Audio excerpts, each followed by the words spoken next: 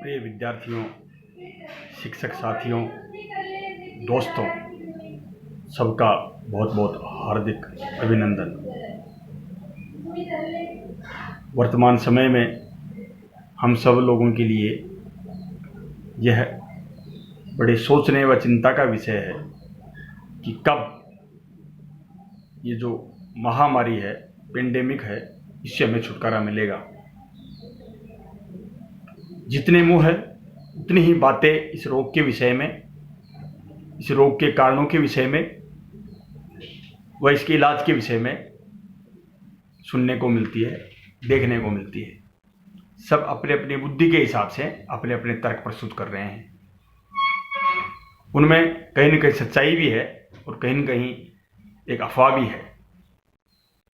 सबसे पहले मैं ये आशा करता हूँ, परमपिता से प्रार्थना करता हूँ कि आप से कुशल रहें और राजस्थान शिक्षक प्रशिक्षण विद्यापीठ परिवार की ओर से आपका हार्दिक अभिनंदन।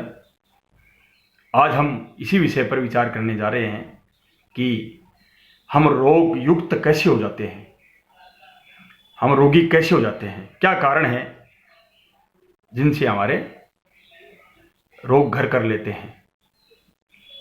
मुख्य रूप से शरीर एवं मन दोनों का स्वस्थ रहना ही वास्तव में स्वास्थ्य का लक्षण है। इसके लिए कहा जाता है कि कम खाएं और गम खाएं। कम खाएं, गम खाने का सार यही है कि हमें संयमित रहना चाहिए, संयम का पालन करना चाहिए। साथ साथ में हमें आचार विचार व्यवहार में भी संयम रखना चाहिए। संयम अत्यधिक जरूरी है।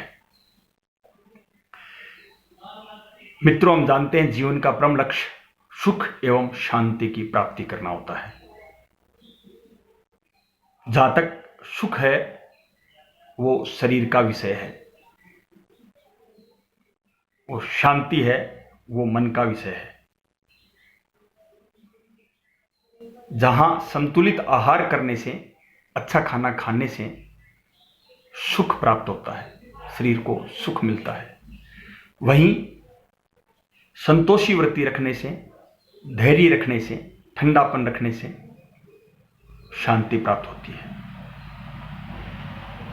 सुख से शांति प्राप्त हो या न हो, परंतु यह अवश्य है, यदि शांति है तो सुख अवश्य प्राप्त हो जाता है।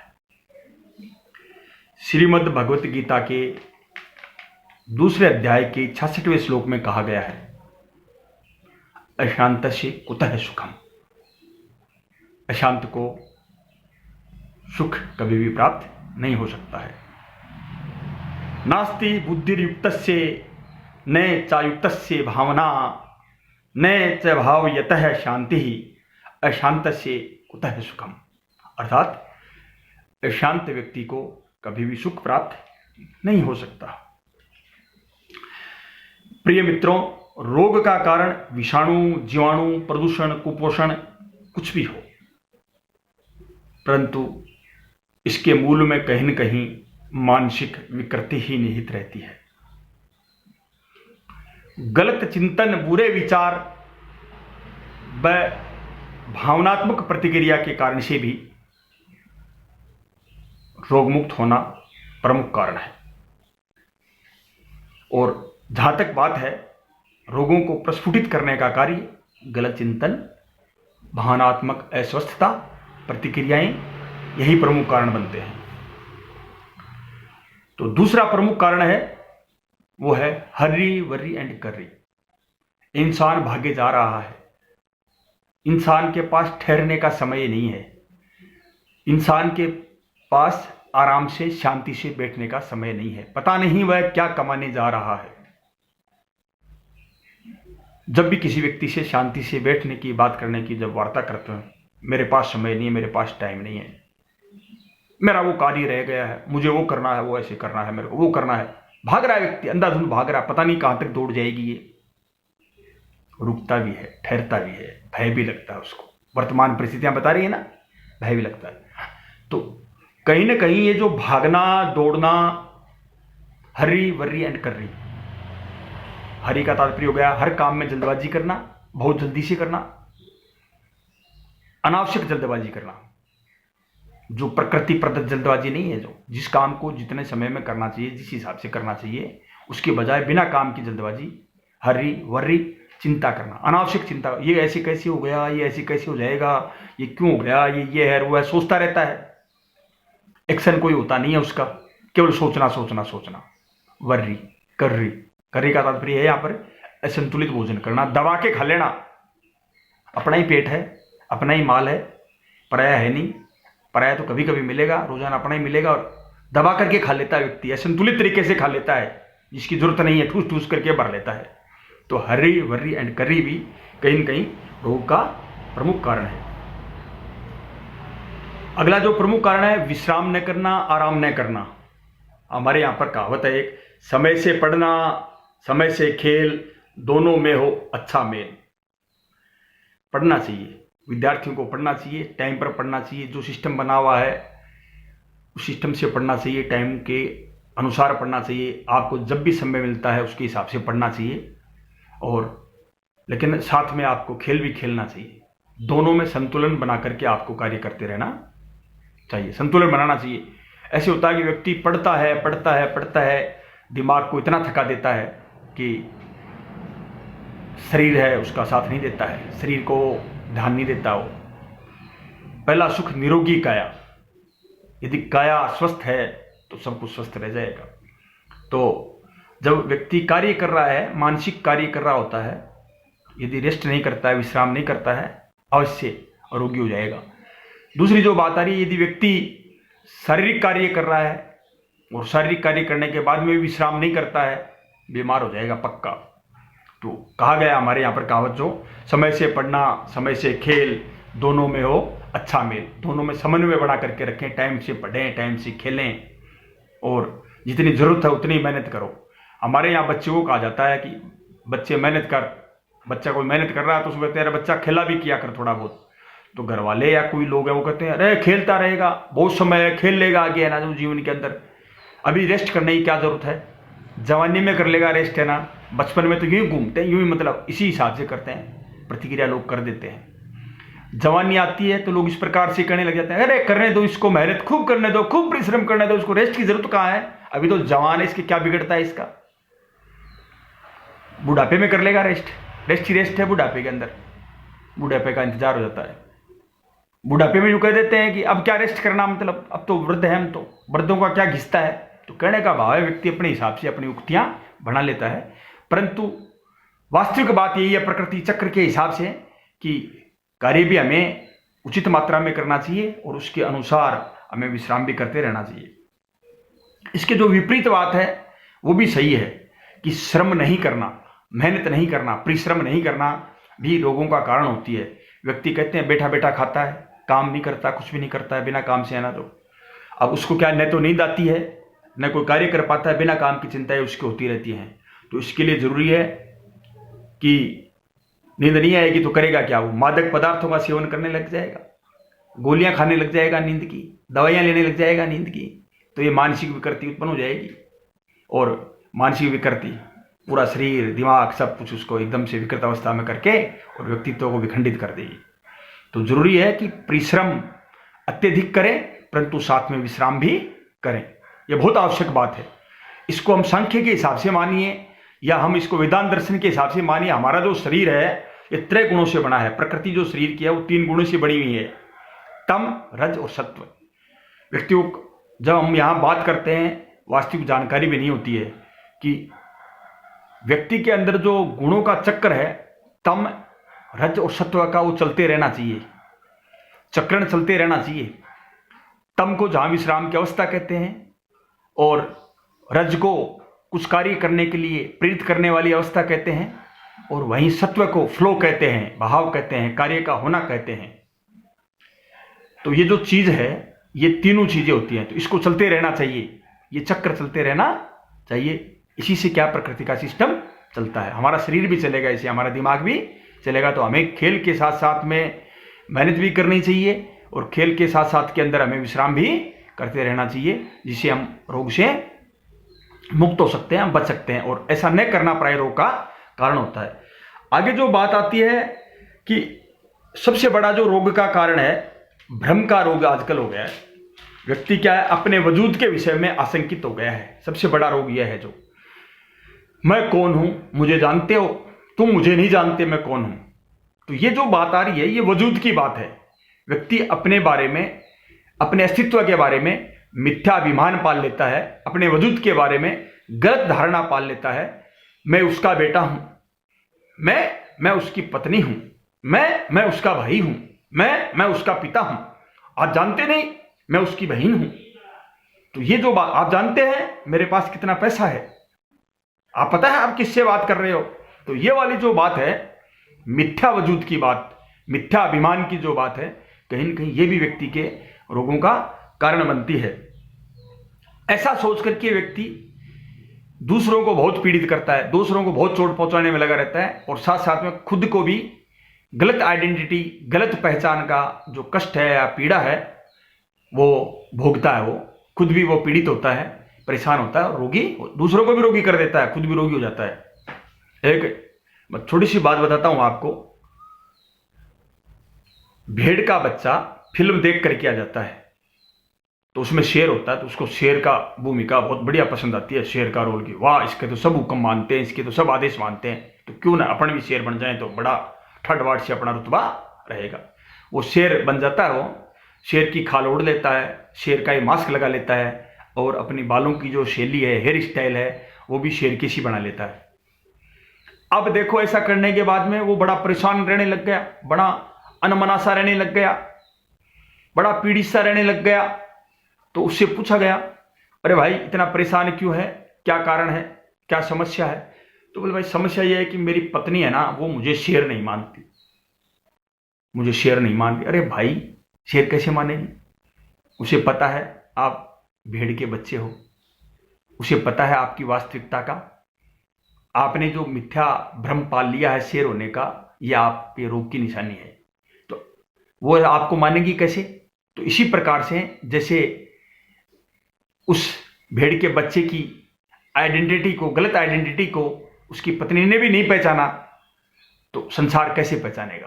तो इस प्रकार से व्यक्ति मिथ्या भ्रम पाल करके अपनी आइडेंटिटी के कारण से परेशान होते रहता है, और ये एक बहुत बड़ा आज के समय में रोग का कारण है। ये पीड़ा वजूद के पीड़ा है, जो हर इंसान को ये रोगी बना रही है आज के समय में। आयुर्वेद है, आयुर्वेद रोग के जो कारण बता रहा है, उसमें यही कारण मुख्य रूप से बता रहा है। आयुर्वेद के अंदर जो रोगों के प्रकार बताए गए हैं, वो प्रकार प्रमुख रूप से 3 प्रकार बताए गए हैं। एक तो निज रोग, दूसरे आगंतु रोग, और तीसरे मानस रोग। तो इसमें निज रोग होते हैं, प्राय वो होते हैं जो व्यक्ति के स्वयं से संबंधित होते हैं, और उसके जो शरीर होता है व्यक्ति का, उससे संबंधित ये निज रोग होते हैं। दूसरे जो बात आ गई, ये होते हैं आगंतु रोग, आगंतुक रोग। आगंतु रोग ये होते हैं जो किसी अटैक से, प्रहार से, अग्नि, वायु, जल व विष दोष वगैरह से जो रोग होते हैं, इनको प्राय आगंतु आने वाले रोग कहा जाता है। तीसरे रोग होते हैं मानस रोग। तो ये मानस रोग क्या होते हैं कि इच्छित वस्तु, इच्छित चीज, इच्छित भावना पूरी यदि व्यक्ति की हो जाती है, तो उसके कारण से उसको हर्ष का अनुभव होता है, और अत्यधिक हर्ष के कारण से इच्छित की प्राप्ति से मानस रोग हो जाता है। इसी प्रकार से अनिश्चित की प्राप्ति से, अनिच्छित, अनडिजायर्ड, जिसकी चाह नहीं थी वह मिल जाता है व्यक्ति को, तो भी व्यक्ति के अत्यधिक शोक हो जाता है। कहते हैं ना, कनक कनक ते सोगुनी मादकता अधिकार, ये खाए बोराए जग ये पाए बोराए। अनएक्सपेक्टेड जब आन पड़ता है, तो अत्यधिक हर्ष से भी व्यक्ति बोरा जाता है। तो यह भी एक इस प्रकार का रोग है। दूसरा, इच्छित चीज की अप्राप्ति से, जब व्यक्ति किसी चीज की चाह कर रहा होता है, जब किसी चीज को चाहता है, होने की इच्छा व्यक्त कर रहा होता है, और वह चीज यदि नहीं होती है, तो उससे होने वाले शोक के कारण से भी व्यक्ति रोगग्रस्त हो जाता है। इस प्रकार से आयुर्वेद ने ये 3 प्रकार के रोग बताए थे। अब तीनों रोगों में जो मानस रोग हैं, मानस रोग के बारे में महर्षि जो चरक हैं, उन्होंने वर्णन किया है कि ये भी कई प्रकार के होते हैं। इसमें काम संबंधी रोग होता है, ये सबसे बड़ा रोग है। जितने बुद्धिजीवी हैं, ऋषि मुनि महर्षि, कामेंद्रियां या इंद्रियां हैं, उनको नियंत्रित करते रहने की सलाह सदैव देते हुए आए हैं। ब्रह्मचर्य पालने की सलाह भी सदैव देते हुए आए हैं।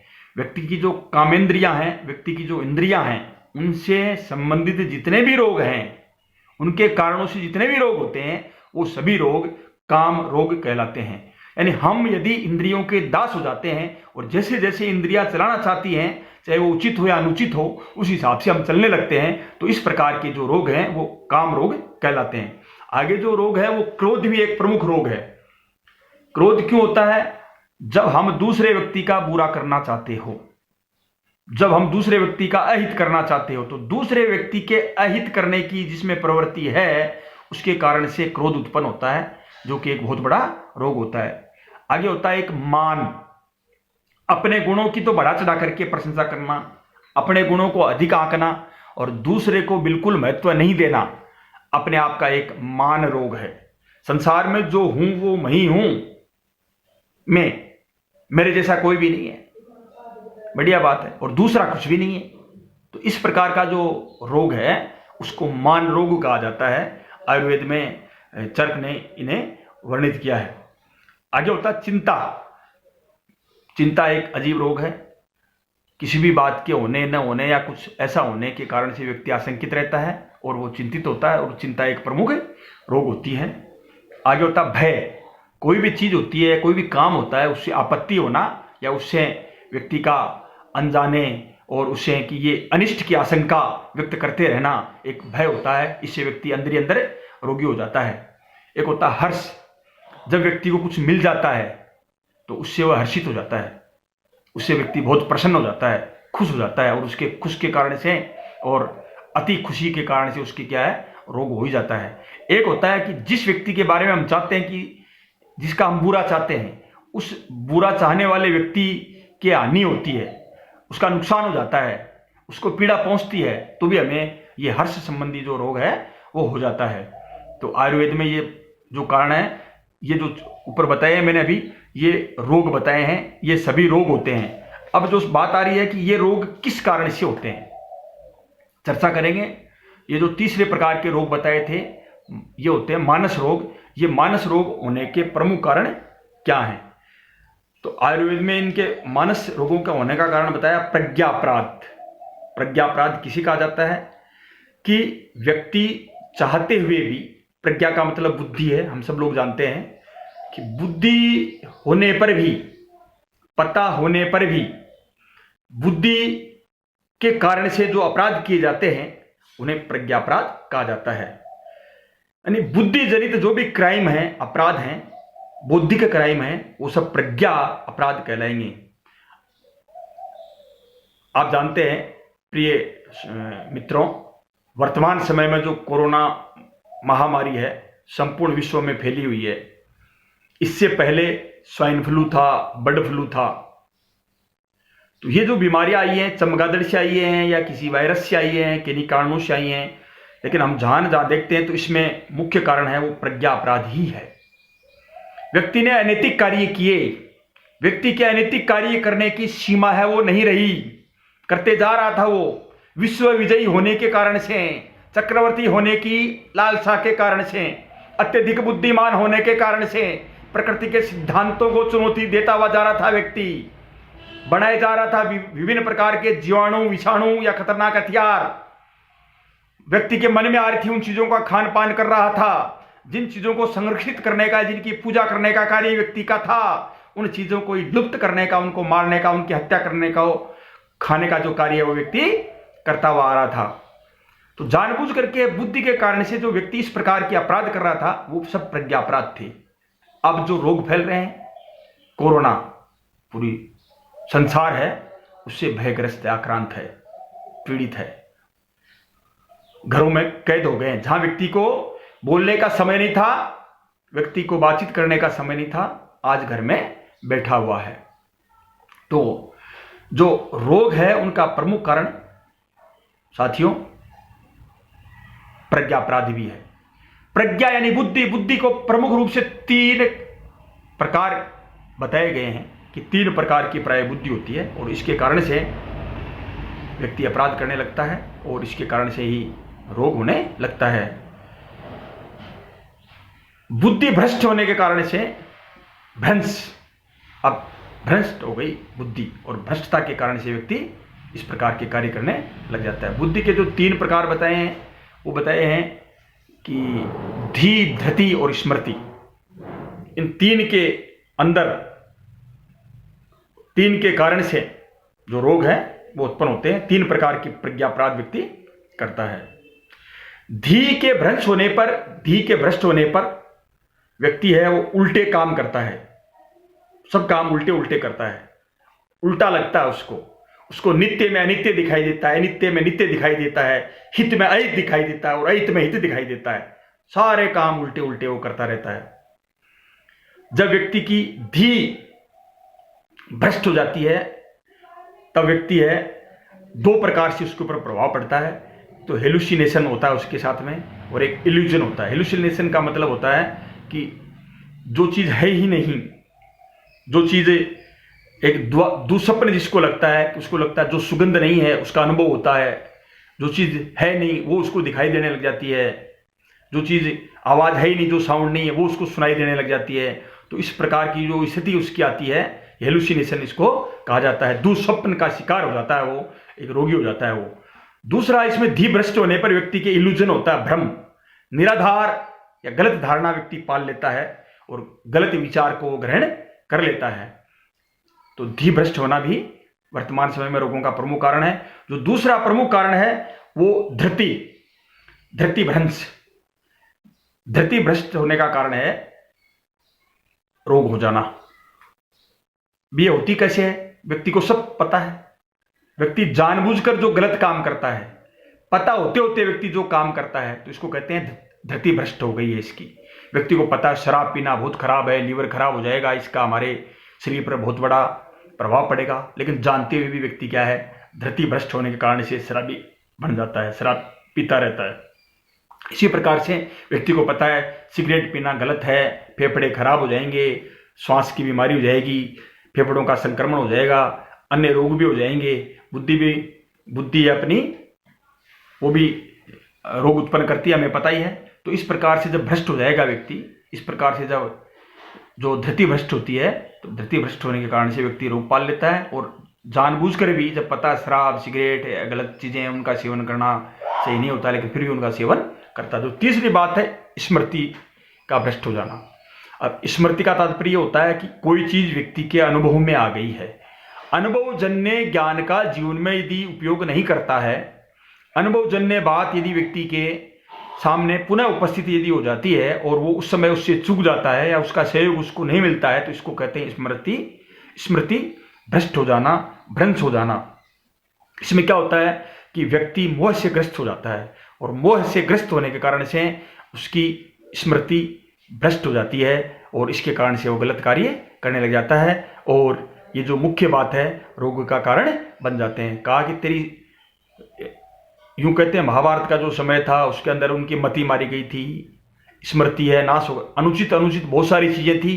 धृतराष्ट्र को पता था कि पांडवों से पार पाना या इनका हक है या इस प्रकार की जो चीजें हैं, परंतु धीरे समय पर सब कुछ होते इनकी स्मृति भी है, उनको उन्होंने मार लिया, मति मर गई है इसकी।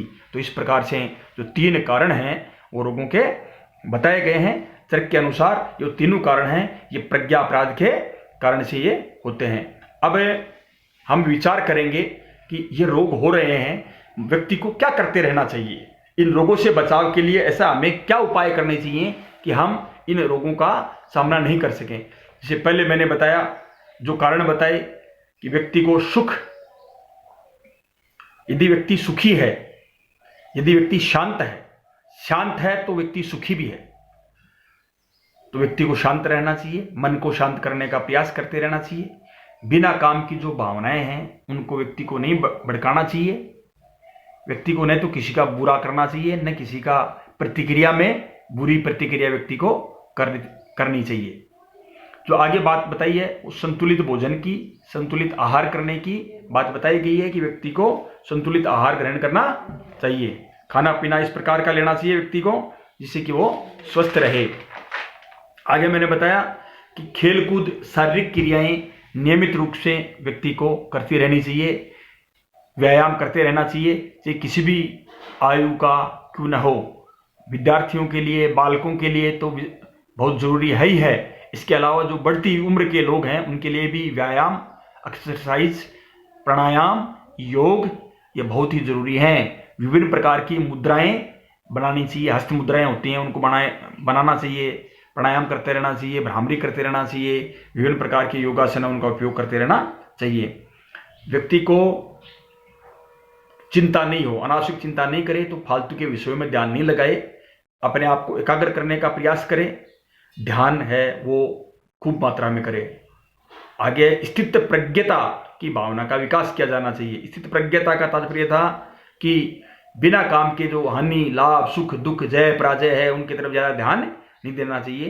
यूं मान लेना चाहिए कि ये प्रकृति जन्य है और समय के हिसाब से ये सब चीजें हैं चलती जाएंगी और समय के हिसाब से सब चीजें ठीक हो जाएंगी। व्यक्ति को इनसे अप्रभावी बने रहने की कोशिश करती रहनी चाहिए। एक बात होती है अति सर्वत्र वर्जयेत, ये कहा गया है कि अत्यधिक मात्रा में न तो खेल खेलें, नहीं है अत्यधिक मात्रा में मानसिक कार्य करें, नहीं अत्यधिक मात्रा में विश्राम ही करें, पड़े नहीं रहें बिना किसी काम के ना।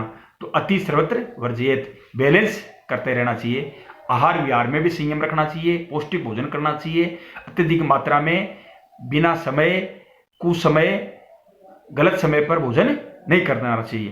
तो ये सब बातें थी, ये हमें रोगों से मुक्त कराने की थी। कुछ बातें और हम जो चरक ने बताई हैं, महर्षि ने, वो कारण हम बताएंगे कि मानस रोगों को कैसे हम दूर कर सकते हैं, इनसे बचा जा सकता है। कि झूठ नहीं बोलना चाहिए, व्यक्ति को सत्य बोलना चाहिए। सत्य बोलने से बहुत सारी जो चीज़ें होती हैं उनसे व्यक्ति बच सकता है, बहुत सारे रोगों से बच सकता है। व्यक्ति के मन में न कोई चिंता रहेगी, झूठ बोलने पर झूठ के पकड़े जाने का भी भय रहता है। यदि व्यक्ति सत्य बोलता है, अच्छा बोलता है, तो व्यक्ति कभी पीड़ित नहीं होता है, बहुत सारे रोगों से मुक्त हो सकता है। वो क्रोध नहीं करना चाहिए। कोई भी बात है, आपकी विपरीत भी बात है, आप जिसको दुश्मन मानते हो, शत्रु मानते हो, अपना प्रतिद्वंदी मानते हो, यदि उसका भी हित हो जाता है तो भी आपको क्रोध नहीं करना चाहिए। किसी से कोई गलत कार्य भी हो जाता है तो आपको बजाय क्रोध करने के अपने मन पर नियंत्रण रखना चाहिए और उस व्यक्ति को ठीक कार्य करने के लिए प्रेरित कर सकते हो तो करें, अन्यथा क्रोधित नहीं होना चाहिए आपको। आगे हिंसा नहीं करना चाहिए, धैर्य रखना चाहिए। व्यक्ति हिंसा करता है बात बात में और हिंसा का परिणाम गलत होता है हमेशा से, खुद का भी बुरा करता है, अन्य व्यक्ति का करता है, चाहे शारीरिक हिंसा हो या मानसिक हिंसा हो, हिंसा हिंसा होती है, इसलिए हिंसा नहीं करना चाहिए। एक होता है धैर्य धारण करना चाहिए। धर्म के लक्षणों में भी ये बताया गया है कि व्यक्ति को क्रोध नहीं करना चाहिए। धर्म के जो 10 लक्षण बताए हैं उनमें भी प्रमुखतया ये सब बातें आ रही हैं। तो इसमें यह बताया गया है कि व्यक्ति को धैर्यवान होना चाहिए। धीर, वीर, गंभीर व्यक्ति है वो अवश्य सफल होता है, वह रोगों से बच भी सकता है। एक व्यक्ति को तपस्वी होना चाहिए। तपस्वी का तात्पर्य ये नहीं है कि व्यक्ति कहीं जाकर के आश्रम में रहने लग जाए और यज्ञ कार्य उसका धुआं डाल ले और सन्यासी बन जाए, ऐसा नहीं होता। तपस्वी का मतलब ये होता है गम खाने वाली बात, कम खाओ गम खाओ, पचाने की क्षमता भी व्यक्ति के अंदर होनी चाहिए। किसी बात को सुन करके उसको सहन करने की क्षमता भी व्यक्ति के अंदर होनी चाहिए। हमने गलत बात नहीं बोलनी है, वाणी का भी संयम रखना है, खान पान का भी संयम रखना है, इंद्रिय संयम भी रखना है, आचार विचार, आहार विहार, इन समस्त चीजों में हमें संयम रखना है। और इंद्रियां हैं जो, इनका गुलाम नहीं होना है, इंद्रियों पर संयम रखना है, यही तपस्वी व्यक्ति की निशानी होती है। और एक सबसे बड़ी जो बात है आज के समय में, प्रमुख रूप से मैं विद्यार्थियों को कहूंगा कि पशु पक्षियों, गाय, ब्राह्मण, आचार्य, गुरु एवं वृद्धजनों की हमेशा सेवा करें। वो ऐसा क्यों करना चाहिए? कहेंगे भाई ऐसा करने से रोग मुक्त कैसे होंगे? अभिवादनशीलस्य नित्य वृद्धो से विनः चत्वारि तस्य वर्धन्ते आयुर्विद्या यशो बलम। आयु वृद्धि होती है आयु की। उसका मुख्य कारण क्या होता है कि जो वरिष्ठ लोग होते हैं, सीनियर लोग होते हैं, या जो मैंने अभी नाम लिया गुरु लोग होते हैं, गाय होती है, इनमें इस प्रकार के गुण होते हैं कि इनके सानिध्य में रहने से, इनकी सेवा करने से लाभ ही लाभ है, किसी प्रकार की कोई हानि तो है ही नहीं। तो इसलिए हमें इनकी सेवा करनी चाहिए जिससे हम इन रोगों से बच सकते हैं। हम सही समय पर निद्रा त्याग एवं शयन करना। कहा गया early to bed early to rise make healthy wealthy and wise. सब बच्चे जानते हैं इस बात को और हमेशा चिंतन भी करते हैं, परंतु इसका अपने व्यवहार में शायद हो सकता है पालन करें या न करें, जिसके कारण से बहुत सारी समस्याएं समय पर नहीं सोने और समय पर नहीं उठने के कारण से होती हैं। बहुत सारे जो मानसिक रोग हैं इस कारण से होते हैं, ऊपर मैंने कारण बताया था। इसलिए करना क्या चाहिए, समय पर सोना चाहिए और समय पर उठ जाना चाहिए, निद्रा का परित्याग कर देना चाहिए। नियमित रूप से दूध एवं घी का सेवन करते रहना चाहिए। दूध और घी से शरीर सही बनता है, निरोग बनता है। छाछ का भी सेवन सही समय में, जो समय होता है उस समय में करते रहना चाहिए, जैसा कि आयुर्वेद में बताया गया। तो दूध और घी का सेवन नियमित रूप से करते रहना चाहिए। आगे है कि विचार, मैंने पहले जो मेरा वीडियो आया था उसमें बताया गया था कि किस प्रकार से आपके जो विचार हैं, चिंतन, चरित्र और व्यवहार व संकल्प से सफलता में मैंने बताया था कि किस प्रकार विचार हैं, गलत विचार हैं वो रोगों का जनक होते हैं, और हम किस प्रकार से संकीर्ण विचार हर व्यक्ति के प्रति पाल करके रोगग्रस्त हो जाते हैं। तो यहाँ पर ये एक उपचार है कि हम संकीर्ण विचार नहीं पालेंगे, वसुधैव कुटुंबकम की भावना पालेंगे। संपूर्ण संसार, संपूर्ण सृष्टि ही हमारा परिवार है, संपूर्ण विश्व का कल्याण हो, सब कोई भी निरोग नहीं हो इस धरा के ऊपर, सभी लोग स्वस्थ रहें। यदि हमारी ऐसी भावना रहेगी, सभी हमारे हैं, हम सबके हैं, इस प्रकार की वसुधैव कुटुंबकम की भावना यदि हम रखेंगे और संकीर्ण विचारों का हम नाश करेंगे तो निश्चित रूप से हम लोग स्वस्थ रहेंगे। तो इस प्रकार से चरक ने जो ये उपाय बताए हैं, 3 प्रकार की उन्होंने चिकित्सा भी बताई है कि बुद्धि से हित एवं अहित का भली भांति विचार करते हुए हितकर धर्म, अर्थ और काम संबंधी विषयों को करना ही एक रोगों से बचने का उपाय है। और उन्होंने कहा है कि मानसिक रोगों के उपचार करने वाले लोगों की सेवा करते रहना चाहिए, मैंने पहले ये बता दिया है। और होना चाहिए आत्मज्ञान, व्यक्ति को खुद के बारे में ज्ञान होना चाहिए। यदि आत्मज्ञान होगा, व्यक्ति को वास्तविक ज्ञान होता है आत्मज्ञान, व्यक्ति अपने आप को जान लेता है तो उसको मिथ्या अभिमान नहीं होगा, अपने वजूद का, अपनी आइडेंटिटी का ज्ञान नहीं होगा, और आइडेंटिटी चकनाचूर भी नहीं होगी, अन्य लोगों के द्वारा उसको तोड़ा भी नहीं जाएगा। और आपको यदि वास्तविक ज्ञान ही हो जाएगा कि ये शरीर है, ये क्षण भंगुर है, और बढ़िया बात है हम धनी हैं, बढ़िया बात है हमने अच्छी कुल में यदि जन्म लिया है, बढ़िया बात है हमने यदि अच्छी शिक्षा प्राप्त कर ली है, बढ़िया बात है कि हमारे रिश्तेदार बहुत पहुंचे हुए पदों पर बैठे हुए हैं या पहुंचे हुए लोग हैं, बढ़िया बात है, सब कुछ बढ़िया बात है, होना भी चाहिए, अति प्रसन्नता की बात होनी चाहिए। लेकिन ये बात सकारात्मक होनी चाहिए, ये बात रोगों का कारण नहीं बननी चाहिए। इसलिए वास्तविक में यदि व्यक्ति को आत्मज्ञान हो जाता है कि ये सब चीज़ें क्षण भंगुर हैं, आती हैं और चली जाती हैं, ऐसा यदि ज्ञान व्यक्ति के मन में हो जाता है तो दूसरे व्यक्ति को कभी भी पीड़ा नहीं पहुंचाता है। तो इसलिए होना क्या चाहिए, आत्मज्ञान व्यक्ति को हो जाना चाहिए, व्यक्ति को अपने अंदर झांकने की कोशिश करती रहनी चाहिए और सेल्फ को जानने की कोशिश करनी चाहिए। लुक विद इन इंटो, जो वास्तविक शिक्षा का उद्देश्य भी होता है, ये व्यक्ति को करते रहना चाहिए। आगे है देश का ज्ञान होना चाहिए, हमारे देश की संस्कृति कैसी थी, हमारा देश किस प्रकार से चलता हुआ आ रहा है, कि कितनी झंझावत आ गए, कितनी परेशानियां आ गई, परंतु हमारी जो संस्कृति है वो आज भी अक्षुण्ण बनी हुई है। हमें हमारी संस्कृति का, हमारे देश का, हमारे राष्ट्र के गौरव का भान और ज्ञान अवश्य होना चाहिए। एक कुल ज्ञान, आप किस कुल के हो, आपके कुल की क्या परंपराएं रही हैं, आपके कुल के क्या ऐसे तत्व रहे हैं जो गौरवान्वित महसूस करने वाले हैं। हमें अपने कुल की, परिवार की मर्यादा का भी ज्ञान रहना चाहिए। हमें अपनी शक्ति का ज्ञान भी रहना चाहिए। हम कई बार अनावश्यक अत्यधिक मध्य में शक्ति के, कि पता नहीं हम कितने शक्तिशाली हैं, धोखा खा जाते हैं, हमारा नुकसान कर लेते हैं और हम गुस्से में आ जाते हैं। तो इसलिए हमें इनको नियंत्रण में रखना चाहिए, क्रोध को और गुस्से को। तो आत्मज्ञान, कुल ज्ञान, राष्ट्र ज्ञान, शक्ति ज्ञान, इनकी आराधना में हमें लगे रहना चाहिए। मैं आपको यही कहूँगा कि यदि निष्कर्ष रूप से यदि हम लोग सुख चाहते हैं, यदि हम लोग हमारे जीवन में शांति चाहते हैं, तो हमें बहुत सारे जो ऐसे विचार हैं, क्रोध, मिथ्या भ्रम, बिना काम का जो वजूद है, इन सब बातों को हमें त्यागना पड़ेगा।